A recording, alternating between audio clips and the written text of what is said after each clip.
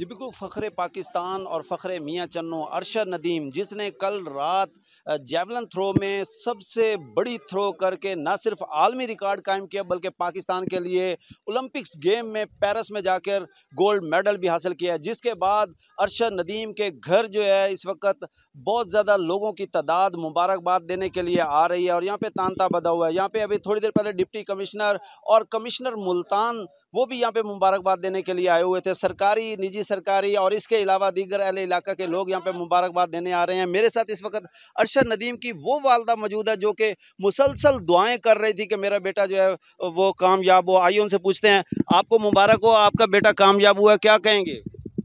अस्सलाम वालेकुम। मैं अल्लाह ताला से शुक्रगुज़ार हूँ और पूरे पाकिस्तान के भी शुक्रगुज़ार हूँ और पूरे मुल्क के भी शुक्रगुज़ार हूँ।